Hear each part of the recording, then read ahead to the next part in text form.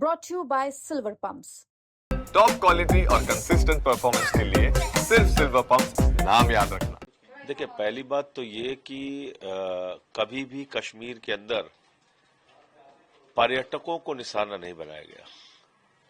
इसका मतलब ये आतंकवादी देश के दुश्मन तो हैं ही, कश्मीरियों के भी दुश्मन हैं, उनके रोजगार के दुश्मन हैं, उनके व्यापार के दुश्मन हैं, उनकी अमन और शांति के दुश्मन हैं। लेकिन इन सब से हटके एक बात और है कि भाई 2000 टूरिस्ट एक जगह पे हैं और एक संवेदनशील राज्य है कश्मीर, और वहां खुफिया जानकारी का अभाव था जिसके कारण ये घटना हुई, या फिर जवानों की तैनाती, सेना की तैनाती या पुलिस की तैनाती जिस प्रकार से करनी चाहिए थी वो नहीं हुई, क्योंकि 28 लोगों की जान चली गई। आतंकवादी खुलेआम गोलियां चलाते रहे और उनपे जवाबी कार्रवाई नहीं हो पाई कोई। आधे घंटे तक उन्होंने पूरा दरिंदगी और आतंक फैलाया। और इसके साथ साथ एक प्रश्न मैं प्रधानमंत्री जी से और पूछना चाहता हूं कि भाई, हम लोग आपको आगाह कर रहे थे, बार बार कह रहे थे, निवेदन विनती कर रहे थे कि देश की सुरक्षा के साथ समझौता मत कीजिए।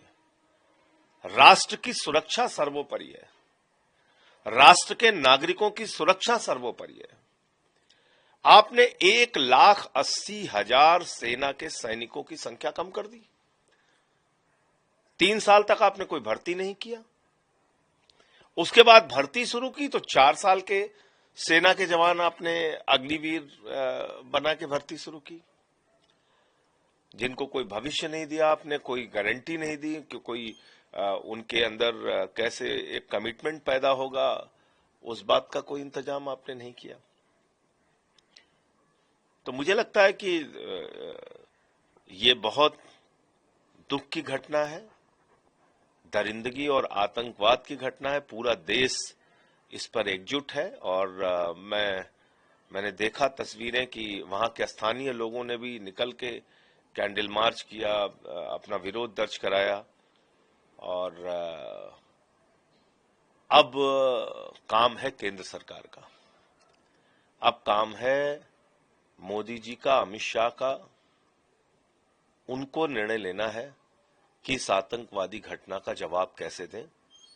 विपक्षी पार्टियों की मीटिंग बुलाइए, उनको भी विश्वास में लीजिए। हम सब लोग राष्ट्रीय सुरक्षा के मसले पे साथ खड़े हैं। इसमें पाकिस्तान द्वारा प्रायोजित ये आतंकवादी थे, इस तरह की भी बात आ रही है।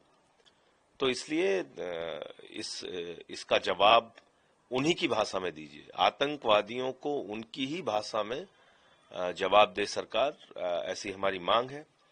और जो लोग बेचारे अलग अलग हिस्सों से देश के आए थे, जिसमें पता चल रहा है 2 विदेशी नागरिक हैं, एक वहां के स्थानीय नागरिक हैं, जो कि लोगों की जान बचाने के लिए लड़ते रहे, तो उनकी भी जान गई है। तो मुझे लगता है कि इस पे प्रधानमंत्री जी को और भारत की सरकार को सख्त से सख्त कार्रवाई करनी चाहिए।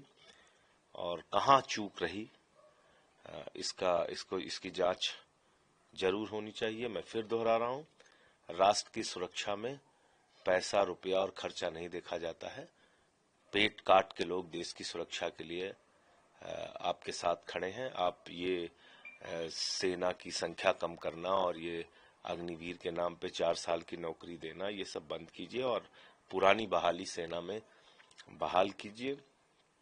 मैं फिर से एक बार जो लोग इस घटना में मारे गए हैं उनके प्रति गहरी संवेदना व्यक्त करता हूं, अपना दुख व्यक्त करता हूं और ईश्वर से हाथ जोड़ के प्रार्थना करता हूं कि उनकी पुण्य आत्मा को अपने चरणों में स्थान दे, उनके परिवार को ये जो अपार कष्ट उनके ऊपर आकर टूट पड़ा है उसको सहन करने की शक्ति दे।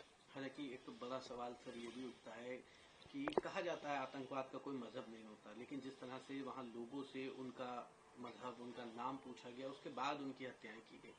देखिए, निश्चित रूप से इन लोगों का मकसद देश के अमन और चैन को बिगाड़ना है और 2 धर्मों के बीच में नफरत पैदा करना है।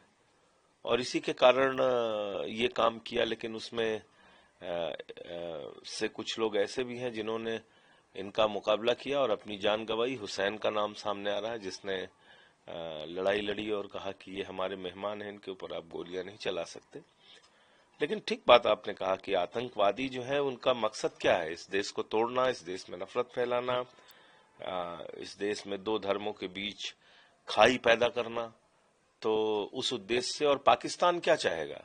पाकिस्तान तो यही चाहेगा ना कि हिंदुस्तान में हिंदू मुसलमान आपस में लड़ते रहें, उनके बीच में दूरियां रहें, कश्मीर के अंदर उनका आतंकवादी अड्डा चलता रहे। तो ये तो चाहेगा पाकिस्तान। उसको उसी की भाषा में जवाब दीजिए। हालांकि टीआरएफ जो संगठन है उसने इस पूरे आतंकी हमले की जिम्मेदारी ली है, पाकिस्तान से फंडिंग होती थी इस संगठन की। अब उस पर जब तक सरकार का कोई आधिकारिक बयान ना आ जाए, कुछ भी अपनी ओर से बोलना ठीक नहीं है। पहले ऑफिशियल स्टेटमेंट आने दीजिए।